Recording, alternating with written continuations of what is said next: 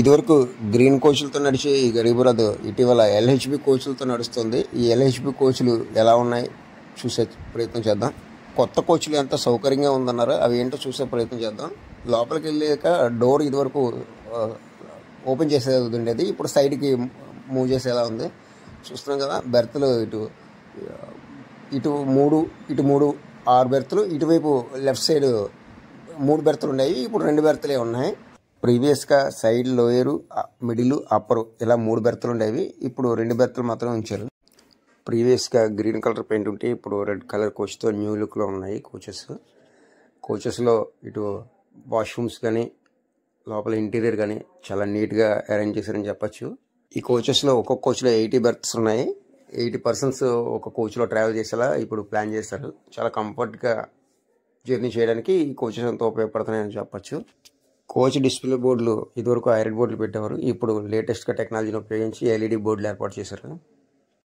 గరీబ్ రథ్ ఎక్స్ప్రెస్లో చాలా ట్రైన్లు ఉన్నప్పటికీ వేరియస్ ట్రైన్స్ వేరియస్ రూట్లో తిరుగుతున్నా ప్రతిరోజు నడిచే గరీబ్ రథ్ ఎక్స్ప్రెస్ ఇది ఒకటే. ఈ ట్రైన్ ట్రావెల్ జర్నీ 700 కిలోమీటర్స్. ఈ జర్నీ 11 hours 15 minutes పడుతుంది. టికెట్ కాస్ట్ వచ్చేసి 770 రూపీస్. ఈ ట్రైన్ 20 కోచెస్ కూడా ఏసీ కోచెసే.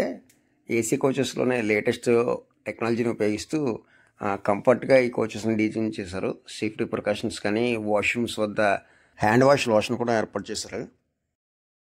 ఈ కోచెస్ ఏర్పాటు చేసి 1 month కూడా కాలేదు కాబట్టి చాలా నీట్గా ఉన్నాయి.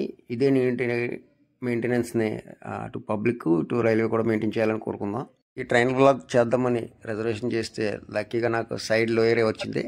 సో ఆ కంఫర్ట్నెస్ ఎలా ఉంటుందో నేను స్వయంగా ఎక్స్పీరియన్స్ చేశాను. వరంగల్, ఖమ్మం, విజయవాడ, ఏలూరు, రాజమండ్రి, సామర్లకోట, తుని, అనకాపల్లితో వాళ్ళు మాత్రమే ట్రైన్ అవుతుంది.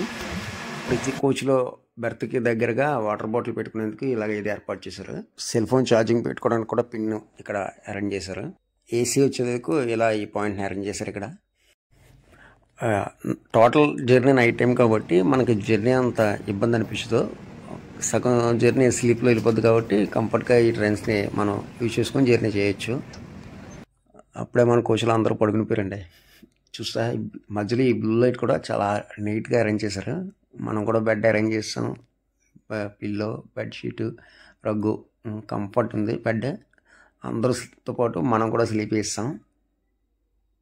సికింద్రాబాద్, వైజాగ్ సికింద్రాబాద్ మధ్య చాలా ట్రైన్స్ రన్ అవుతున్నప్పటికీ ఈ గరీబ్ రథ్ చాలా కంఫర్ట్గా మనం జర్నీ చేయడానికి మంచి ట్రైన్ అని చెప్పచ్చు.